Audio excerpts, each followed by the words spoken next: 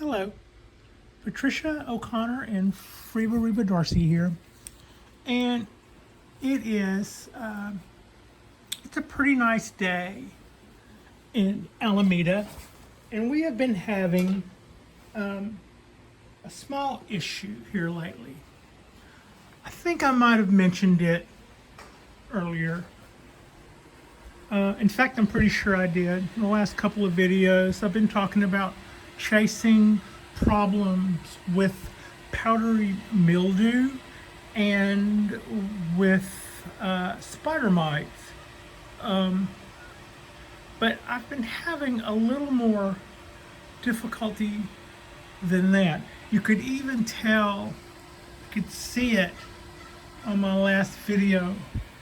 My Japanese black pine, I'm seeing some yellow on it, which caused me to kind of freak out a little. And I immediately started Googling, why are my needles turning yellow? Which led to about a dozen different videos of everybody going, yeah, they do that, don't freak out. But none of them were talking about white pines. They were all saying, that's what happens to your white pines when, nobody said that happened to their black pine. So I was kind of like going, tell me that my black pine's okay.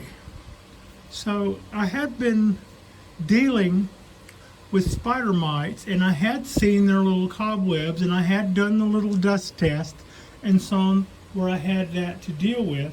So, but what I didn't know was what spider mites actually do to a pine tree. So I started treating it, and that's why it kind of looked like wet.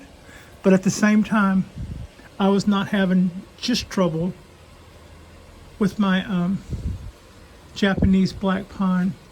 There was more trouble abound than that. It was time for my coastal oak to shed its old leaves and start anew. And so the old leaves, they start getting kind of ratty the way old leaves do. But at the same time, the spider mites kicked in, so I started treating it. And I kept treating it, and I kept treating it, and I didn't see it getting any better. I would spray this thing every day. I would remove leaves every day, like I'm doing now. And since it's time for it to do new stuff, you can see all those little pink leaves in there. That's all new. It keeps coming out with new flushes, but some of that is chewed up by day's end, and I'll pick it off the next day because it'll just come right off. It's dead. So my go-to for that was neem, and this time I went to something harder than that. And I'd also noticed that I had powdery mildew on my maple forest. I told you about that. We treated that, and it responded. The pine tree had an issue. My cypress trees seemed to be okay. My oak trees, both of them, had an issue. This one was having the same issue with the spider mites, and I'm still removing leaves, and I'm still treating it with that. And to that end, I've gotten another round of soap in from Safer just today. But if we take a quick count, that's one Cork Bark Oak, one coastal oak, one Japanese black pine. Let's not forget that my Dawn Redwood is looking like a plucked chicken. What in the hell is going on here? So I'm thinking, those trees, what do they have in common? And you know that this looks all for the world like spider mites, but you're no longer seeing the webs, but you are seeing the damage. And to that end, we have our remedy, and we're going at it.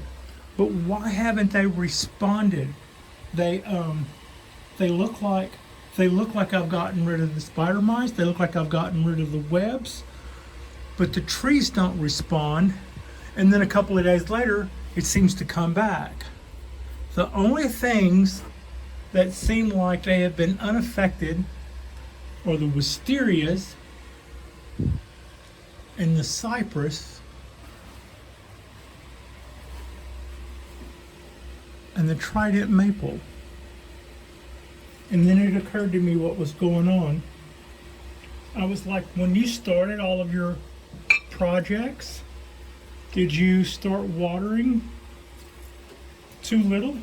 And I went, no, probably too much, because instead of waiting for time to water, because you're standing around here anyway, and you could do that, I would water them before I would ever start working that day, probably whether they needed it or not. So if given a choice between under or over watering, I would say maybe while I was hanging the lights, and maybe while I was building the shelf, and maybe while I was doing all of that stuff, I had probably possibly overwatered. And that is one thing that a black pine will do. If you overwater it, it will turn the leaves yellow. However, we're still pushing all of our new growth.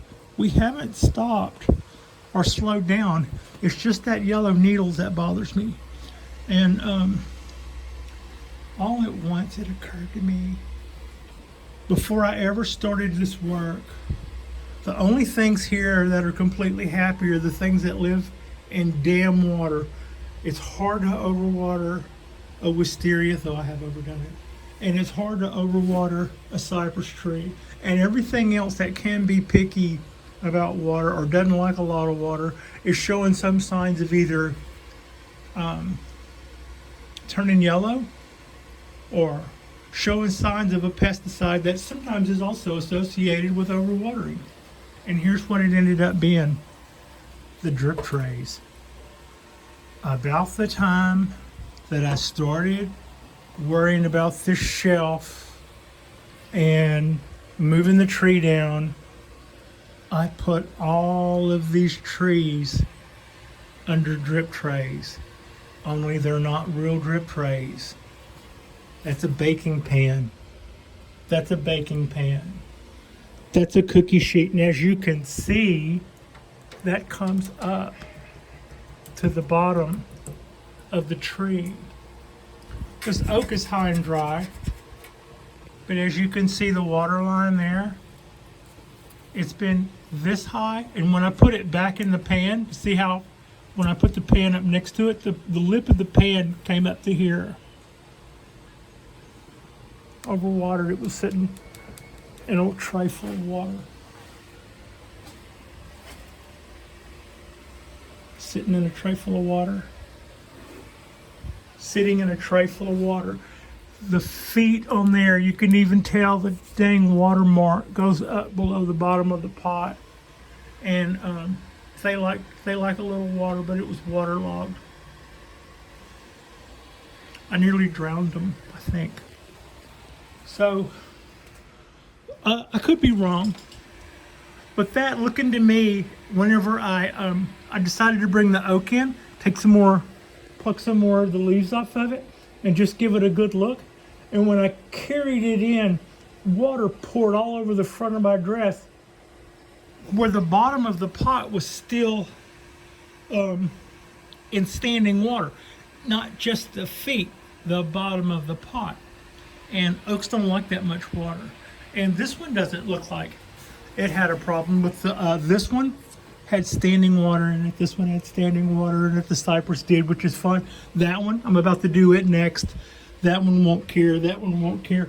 That one, I had been noticing earlier that about every 2 or 3 days, I would notice that and take and dump the water out. But I think that's what it was. It probably got powdery mildew, but it was also standing in freaking water. And if you're dealing with powdery mildew, having something standing in water is not a good way to get around that. That's going to promote that problem. So that's what those different trees probably had in common. And that's why the only things that weren't bothered by it damn near have gills anyway, like cypress trees and wisteria. They'll stand in water a lot easier than these other things. So that's kind of the one thing that I've been a little concerned about, and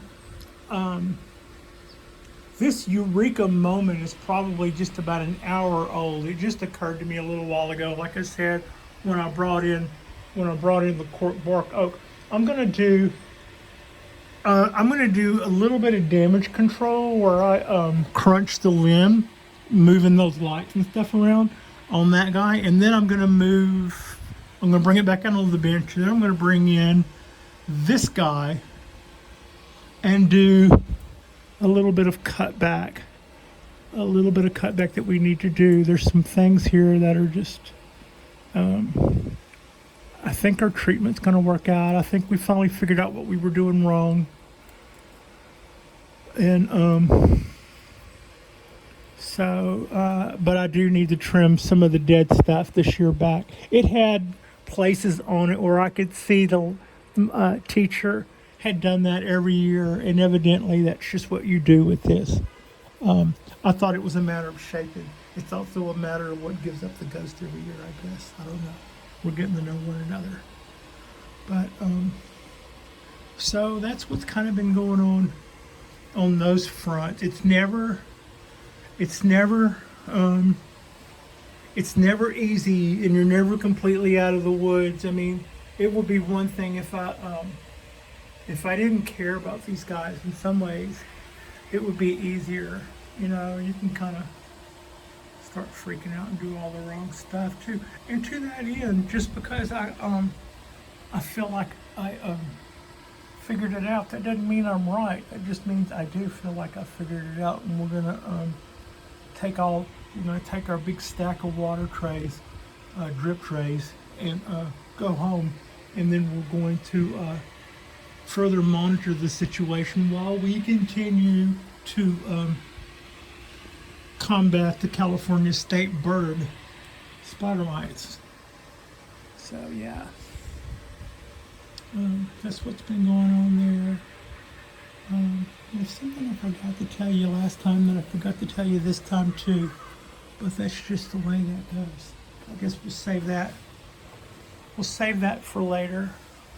And that's our little new pine.